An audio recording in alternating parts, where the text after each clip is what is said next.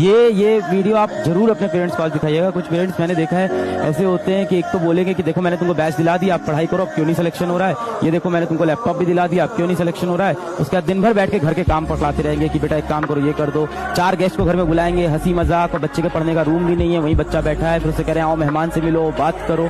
जब परिवार सपोर्ट करता है तो इंसान दुनिया की कोई भी लड़ाई लड़ सकता है, और इंसान अपनों से ही जीतता है, अपनों से ही हारता है। अपने पेरेंट्स को जरूर ये चीज दिखाएगा कि फैमिली सपोर्ट किसी भी इंसान के ऊपर जाने में बहुत बड़ा इंपॉर्टेंट फैक्टर होता है।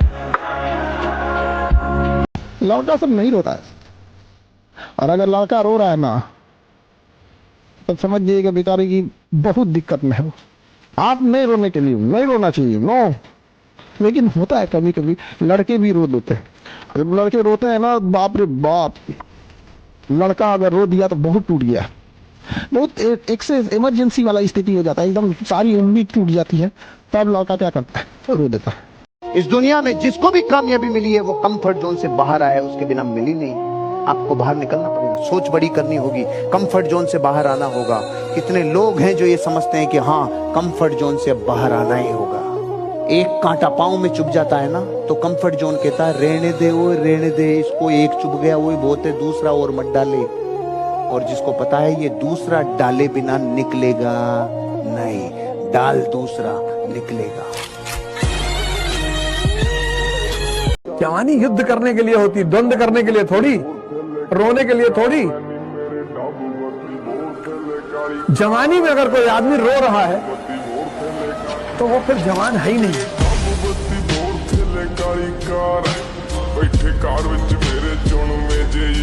भारत का आदमी जब तक ठोकर नहीं खाता ना तब तक सुधरता ही नहीं है।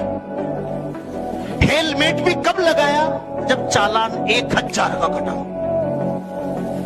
नहीं तो यहां लटका के घूम रहा था 20 साल से, अब टांग लिया ना। भारत अकेला देश है जहां हेलमेट की वजह से चालान काटना पड़ता है। नहीं, सब लोगों को पता है हेलमेट इसलिए लगाया जाता है वह खोपड़ी नहीं फूटे, पर्सनल पत्नी विधवा नहीं हो, बच्चे अनाथ नहीं हो, इसलिए। और भारत के लोग क्यों लगाते हैं, वह चालान नहीं कटना चाहिए इसलिए। अरे सिस्टम को फॉलो नहीं करने का तो हमारे डीएनए में घुस गया वायरस। गणित से मोहब्बत का मजा अलग ही है।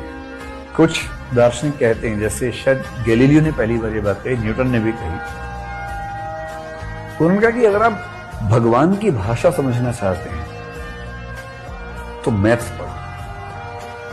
नहीं, हंसने की बात नहीं, बड़ी गहरी बात है। उन्होंने कहा भगवान ने इस दुनिया को इतना सिस्टमैटिक बनाया है कि वो अवश्य ही एक महान गणितज्ञ रहा होगा।